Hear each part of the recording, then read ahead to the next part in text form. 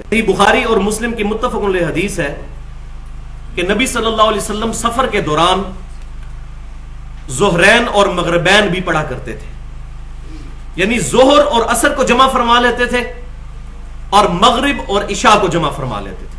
اور جامعہ ترمذی میں اس کی ڈیٹیل صحیح سند کے ساتھ موجود ہے کہ آپ صلی اللہ علیہ وسلم دونوں طریقوں سے جمع فرما لیا کرتے تھے، یعنی ظہر کے ساتھ عصر بھی اور کبھی عصر کے ساتھ ظہر بھی، اسی طریقے سے مغرب کے ساتھ عشاء بھی یا کبھی عشاء کے ساتھ مغرب۔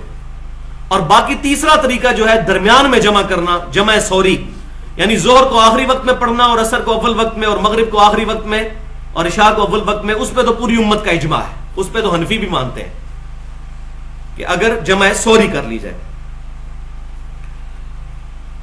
اب ایک اور مسئلہ جو بڑا امپورٹنٹ ہے وہ جمع بین الصلاتین کے اعتبار سے ہے کہ عام حالت میں کیا نمازیں جمع کر کے پڑھی جا سکتی ہیں؟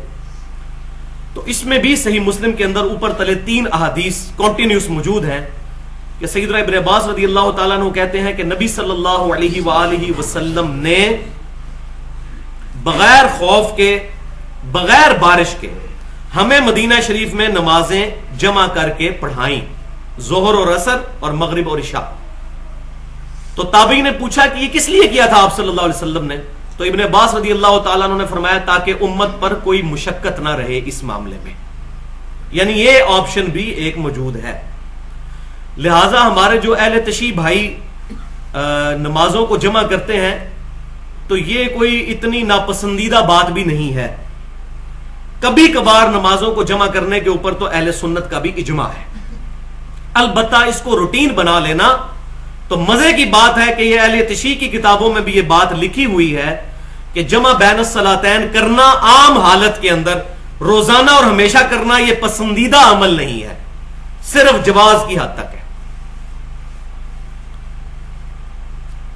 پاکستان نظریاتی کونسل جو ہے، اسلامی نظریاتی کونسل پاکستان میں، انہوں نے ایک کتاب لکھوائی ہے پاکستان کے دینی مسالک، ثاقب اکبر صاحب سے۔ انہوں نے تمام مکاتب فکر کے علماء کے ساتھ انٹرویوز کرنے کے بعد بریلوی، دیوبندی، اہل حدیث، شیعہ، اسماعیلی، ان سب لوگوں سے انٹرویوز کرنے کے بعد، ان کے علماء سے ریٹن فارم میں ان کے عقیدے لینے کے بعد ایک کتاب لکھی ہے پاکستان کے دینی مسالک۔ تو اس میں جو شیعہ والا چیپٹر ہے اس میں شیعہ علماء نے یہ بات لکھ دی ہے کہ نمازوں کو جمع کرنا ہمارے نزدیک مستحب نہیں ہے، اگر کوئی کر لے تو یہ جواز کی حد تک ہے، اس کی روٹین کوئی مستحب کام نہیں، لہذا یہ بھی کوئی اتنا بڑا مسئلہ نہیں ہے۔ شیعہ کو بھی یہ چاہیے کہ اس کو روٹین نہ بنائیں، اور اہل سنت کو بھی یہ چاہیے کہ جو لوگ جمع کر رہے ہیں ان کے بارے میں نرم گوشہ رکھیں، اس میں بڑی ٹالرنس موجود ہے، ظہر، عصر، مغرب اور عشاء۔ بہرحال سفر کے دوران تو ہمیشہ ہی سنت ہے۔ اور الموطا امام مالک میں صحیح سند کے ساتھ موجود ہے کہ ابن عمر رضی اللہ تعالی عنہما بارش کے دوران بھی نمازوں کو جمع فرما لیا کرتے تھے، یعنی سخت بارش ہو اور ظاہر ہے کہ اب مغرب پڑھ کے لوگ گھر جائیں گے، پھر واپس آنے میں تردد ہوگا، تو نمازوں کو جمع فرما لیا کرتے تھے۔ لہٰذا بارش کے اندر بھی نمازوں کو جمع کرنے کا جواز صحابہ کرام علیہم رضوان سے ملتا ہے۔ تو یہ معاملہ ہمارا الحمدللہ قصر کے اعتبار سے کلیئر ہوا۔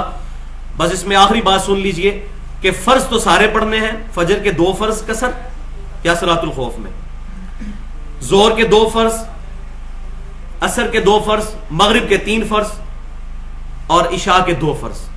عشاء کے وتر بھی پڑھنے ہیں ساتھ اور فجر کی 2 سنتیں بھی۔ یہ نبی صلی اللہ علیہ وسلم سے ثابت ہے کہ آپ صلی اللہ علیہ وسلم نے سفر میں بھی فجر کی 2 سنتیں اور وتر پڑھے ہیں۔ تو وتر آپ 1 بھی پڑھ سکتے ہیں، 3 بھی، 5 بھی، 7 بھی، 13 تک ثابت ہے صحیح بخاری میں۔ تو آپ صلی اللہ علیہ وسلم کا لیکن عمومی عمل 3 وتر ہی تھا، صحیح بخاری میں موجود ہے۔ ایک تابعی کہتے ہیں کہ ہم نے تو صحابہ کرام کو اسی عمل پر پایا کہ 3 وتر وہ پڑھتے تھے، جو صحیح بخاری اور مسلم کی متفق علیہ حدیث ہے۔ سیدہ عائشہ کہتی ہیں رمضان ہو یا غیر رمضان نبی صلی اللہ علیہ وسلم 11 رکعت سے زیادہ عموماً نہیں پڑھا کرتے تھے، 8 رکعت نوافل اور 3 وتر ساتھ، اور وہی ہمارے لیے رمضان کے اندر سنت تراویح کے طور پر۔ لیکن آپ صلی اللہ علیہ وسلم کبھی کبھار 13 رکعتیں بھی پڑھ لیا کرتے تھے، عمومی عمل آپ کا 11 رکعت ہے۔